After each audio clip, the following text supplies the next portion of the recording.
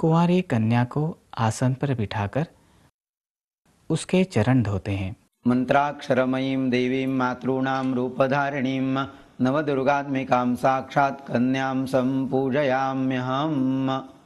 जगत्पूज्ये जगद्वन्दे सर्वशक्तिस्वरूपिणी पूजां गृहाण कौमारी जगन्मातर नमोऽस्तु ते। नवदुर्गा स्वरूपिणी कुमारिकायै नमः। उसे हल्दी कुमकुम लगाते हैं। नवदुर्गा स्वरूपिणी कुमारिकायै नमः। हरिद्रां समर्पयामि कुङ्कुमं समर्पयामि। यथाशक्ति वस्त्रालंकार देते हैं। कन्यां सम्पूजयाम्यहम्।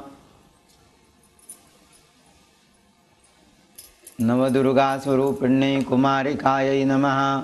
नवदुर्गा स्वरूपिणी कुमारिकायै नमः। दूध, ओम प्राणाय स्वाहा, ओम अपानाय स्वाहा, ओम व्यानाय स्वाहा।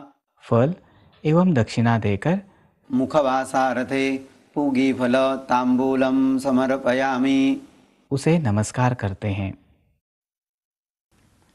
कुमारी का पूजन का क्या महत्व है, इसके क्या लाभ है, यह जानने के लिए समझ लेते हैं नवरात्रि में कुमारी का पूजन का शास्त्रीय आधार।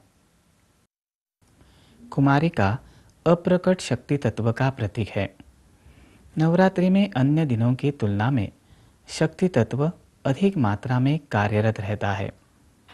आदि शक्ति का रूप मानकर भाव सहित कुमारी का पूजन करने से कुमारिका में विद्यमान शक्ति तत्व जागृत होता है। इससे ब्रह्मांड में कार्यरत तेज तत्वात्मक शक्ति की तरंगें कुमारिका की ओर सहजता से आकृष्ट होने में सहायता मिलती है। पूजक को प्रत्यक्ष चैतन्य के माध्यम से इन शक्ति तत्वात्मक तरंगों का लाभ प्राप्त होने में सहायता मिलती है। कुमारिका में संस्कार भी अल्प होते हैं। इस कारण उसके माध्यम से देवी तत्व का अधिकाधिक सगुण लाभ प्राप्त करना संभव होता है। इस प्रकार नवरात्रि के 9 दिन कार्यरत देवी तत्व की तरंगों का अपने देह में संवर्धन करने के लिए कुमारी का पूजन कर उसे संतुष्ट किया जाता है। कुमारी का पूजन करने का शास्त्रीय आधार समझने से कुमारी का पूजन का महत्व स्पष्ट हुआ होगा। किसी भी पूजांतर्गत कृति का शास्त्रीय आधार समझ लेने पर पूजक उस कृति को मनःपूर्वक एवं एकाग्रता से करने लगता है। मनःपूर्वक कृति से ही भाव का उद्गम होता है। भावपूर्ण कृति से ही अनुभूति होती है एवं जीव को पूजन का महत्व समझ में आता है।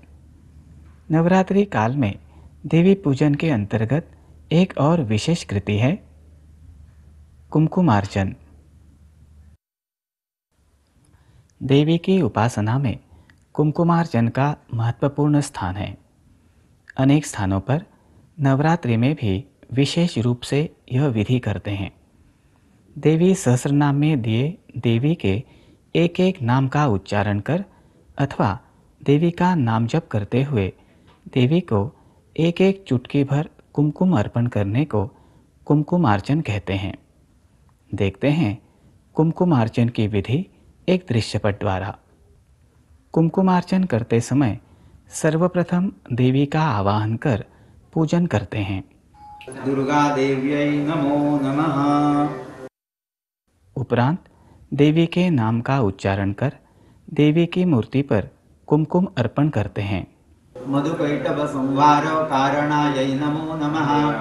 धूम्रलोचन देवी के चरणों से आरंभ कर सिर तक चढ़ाकर उन्हें कुमकुम से आच्छादित कर देते हैं। कुमकुमार्चन पूर्ण होने पर देवी की आरती उतारते हैं। सबके कल्याण के लिए प्रार्थना करते हैं। आइए अब समझ लेते हैं कुमकुमार्चन का शास्त्रीय आधार। कुमकुम का रंग लाल होता है। मूल कार्यरत शक्ति तत्व की निर्मिति लाल रंग के प्रकाश से हुई है। कुमकुम की विशिष्ट सुगंध होती है। इस सुगंध की तरंगें वातावरण में प्रक्षेपित होती रहती हैं। मूल शक्ति तत्व के बीच की सुगंध कुमकुम की सुगंध के समान ही होती है। कुमकुम द्वारा प्रक्षेपित गंध तरंगों की ओर ब्रह्मांड में विद्यमान शक्ति तत्व की तरंगें अल्प कालावधि में आकृष्ट होती हैं।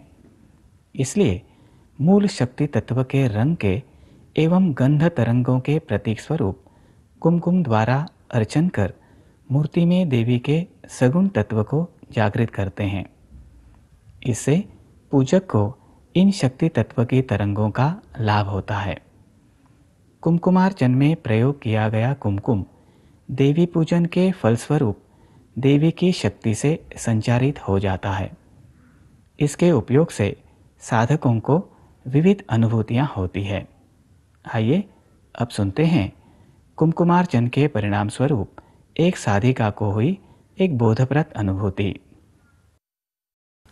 कुमकुमार्चन हेतु प्रयोग किए गए कुमकुम को मस्तक पर लगाने से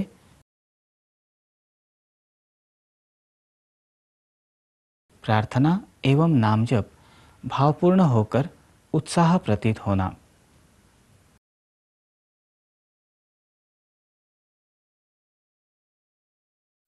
यह अनुभूति है गोवा से श्रीमती रक्षंदा राजेश गांवकर जी की।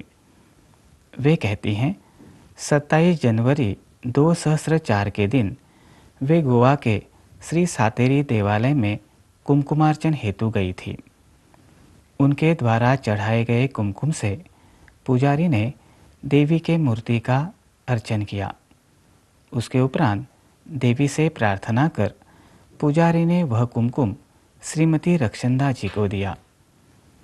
कुमकुम लेते हुए श्रीमती रक्षंदा जी ने देवी से प्रार्थना की, हे देवी माँ, इस कुमकुम से मुझे शक्ति मिले, मेरी प्रार्थना और नाम जप उत्तम ढंग से हो। तब से वे जब भी अपने मस्तक पर देवी के प्रसाद के रूप में मिला कुमकुम लगाती है, तब उनका नाम जप आरंभ हो जाता है और एक अनोखा उत्साह प्रतीत होता है। इस अनुभूति से देवी को कुमकुमार्चन करने का और प्रसाद स्वरूप वह कुमकुम लगाने का महत्व समझ में आता है। कुमकुमार्चन के समान ही देवी पूजन में और एक महत्वपूर्ण कृति है देवी की आंचल भराई।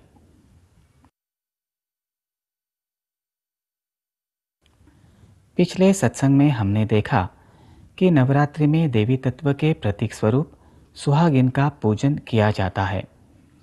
सुहागिन की पाद्य पूजा और आंचल भराई कर प्रार्थना करने से उसमें विद्यमान देवी तत्व जागृत होता है। यह जागृत देवी तत्व पूजक को प्राप्त होता है और उसका वातावरण में प्रक्षेपण होता है। इसी प्रक्रिया स्वरूप देवी पूजन अंतर्गत आंचल भराई की विधि की जाती है। आंचल भराई अर्थात देवी को साड़ी, चोली वस्त्र और नारियल अर्पण कर देवी पूजन संपन्न करना। अब हम समझ लेते हैं देवी की आंचल भराई का महत्व।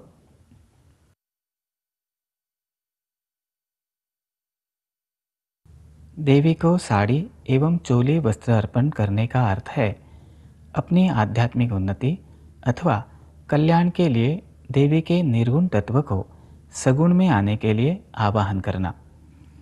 देवी की आंचल भराई करते समय प्रत्यक्ष कार्य के लिए देवी से प्रार्थना करते हैं। इससे पूजन द्वारा कार्यरत देवी के निर्गुण तत्व को साड़ी एवं चोली वस्त्र के माध्यम से मूर्त सगुण रूप में साकार होने के लिए सहायता मिलती है। देवी की आंचल भराई अपनी अपनी कुल परंपरा के अनुसार अथवा प्रांतानुसार भिन्न प्रकार से होती है। उत्तर भारत में देवी माँ को लाल चुनरी चढ़ाते हैं। सामान्यतः देवी की आंचल भराई करते समय देवी को यथाशक्ति साड़ी और चोली वस्त्र अथवा केवल चोली वस्त्र अर्पण करते हैं।